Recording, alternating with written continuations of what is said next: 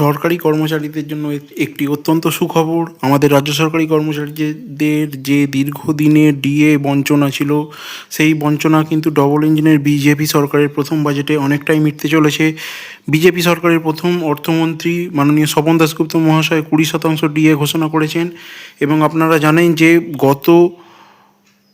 গত পে কমিশনের শুরু থেকে আজ পর্যন্ত আমরা 18% ডিএ পেতাম সরকারি কর্মচারীরা, এবং এই 20% অতিরিক্ত ডিএ অর্থাৎ মোট 38% ডিএ 2026-এর অক্টোবর থেকে চালু হবে। অর্থাৎ 2026-এর অক্টোবরের যে স্যালারি হবে, অর্থাৎ বলা যেতে পারে 2026-এর যে নভেম্বরে যে বেতন পাবেন, সেই বেতনে কিন্তু আপনারা এই অতিরিক্ত ডিএটি পাবেন। এটি একটি অত্যন্ত সুখবর সরকারি কর্মীদের জন্য। এবং কবে থেকে কার্যকর দেখুন, অক্টোবর থেকে কার্যকর। এখানে লেখা আছে দেখুন, রাজ্যে প্রথম বিজেপি সরকারের প্রথম পূর্ণাঙ্গ বাজেটই সরকারি কর্মীদের জন্য বড় সুখবর।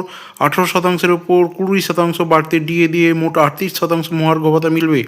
সোমবার বাজেট পেশ করে এই ঘোষণা করলেন অর্থমন্ত্রী স্বপন দাশগুপ্ত। পুজোর আগে থেকেই তা লাগু হবে, তাও জানিয়েছেন অর্থমন্ত্রী। 1 অক্টোবর 2026 থেকে ডিএর অর্থ মিলবে। এর আগে তৃণমূল সরকার থাকাকালীন সরকারি কর্মীদের মহার্ঘ ভাতা নিয়ে বিস্তর টানাপোড়েন হয়েছে। কেন্দ্র সমতুল হারে ডিএ দিতে অস্বীকার করেছিল মমতা বন্দ্যোপাধ্যায়ের সরকার। তা নিয়ে আইনি লড়াইও কম হয়নি। অবশেষে সরকার বদলে দাবি পূরণের রাস্তা পেলেন সরকারি কর্মীরা। এই মুহূর্তে কেন্দ্রীয় সরকারি কর্মীরা 60% হারে ডিএ পান। রাজ্য বাজেটে নতুন ঘোষণায় এখনকার কর্মীদের সঙ্গে মহার্ঘ ভাতা ফারাক কমে গেল বিরাট হারে। আপনারা জানেন কেন্দ্রের বর্তমান ডিএর হার 60%, কিন্তু সামনে জুলাই মাসে হয়তো 2 থেকে 3% ডিএ আরও ঘোষণা হতে পারে কেন্দ্রের। সেক্ষেত্রে যে ব্যবধান সেটা হয়তো 24 কি 25% থাকবে অক্টোবরের মধ্যে। এবং যেহেতু আমাদের মাননীয় মুখ্যমন্ত্রী শুভেন্দু অধিকারী মহাশয় আগেও বলেছিলেন যে 2027 সালের 1 জানুয়ারি থেকে সপ্তম পে কমিশন রাজ্যে চালু হবে, তো তার আগে কিন্তু ডিসেম্বর মাসের মধ্যে সমস্ত বকেয়া কেন্দ্রীয় হারে মিটিয়ে দেওয়া উচিত। এবং বাকি যে ডিএতে থাকবে, এই 38% ডিএ দেওয়ার পরেও সেটি ডিসেম্বর মাসের মধ্যে কিভাবে সরকার মেটায়, সেই দিকেই এখন সরকারি কর্মচারীদের চোখ।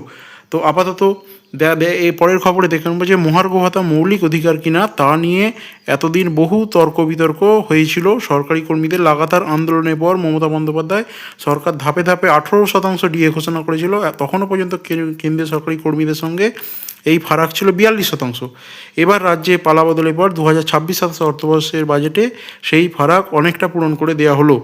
অর্থমন্ত্রী স্বপন দাশগুপ্তের ঘোষণা আগে 18% ডিএর ওপর অতিরিক্ত 20% ডিএ মিলবে 1 অক্টোবর 2026 থেকে। অর্থাৎ বাড়তি ডিএর অর্থ হাতে পাওয়া যাবে নভেম্বর থেকে। আপনারা জানেন যে বিগত 2020-র 1 জানুয়ারি থেকে পে কমিশন চালু হয়েছিল, এবং আজ পর্যন্ত বিগত তৃণমূল সরকার কিন্তু মাত্র 18% ডিএ ঘোষণা করেছিল। কিন্তু এই বিজেপি সরকার কিন্তু একদম এক লপ্তেই 20% ডিএ ঘোষণা করেছে। সরকারি কর্মচারীরা হয়তো অনেকে খুশি হয়েছেন, বা অনেকে হয়তো বিজেপি সরকারের প্রতিশ্রুতি পূরণের যে কথা ছিল 45 দিনের মধ্যে পূর্ণাঙ্গ ডিএ মিটিয়ে দেবার, সেইটার পূরণ না হওয়াতে অনেকে হয়তো আশাহত হয়েছেন। কিন্তু ওভারঅল সরকারি কর্মচারীদের অবশ্যই খুশি হওয়া উচিত। এবং দেখার কথা যে বাকি ডিএটা সরকার কিভাবে ডিসেম্বর মাসের মধ্যে মেটায়, বা কখন মেটায়, বা এর নোটিফিকেশন কখন এলে আপনাদেরকে অবশ্যই জানিয়ে দেওয়া হবে। অবশ্যই চ্যানেলটি সাবস্ক্রাইব করে রাখবেন। ধন্যবাদ।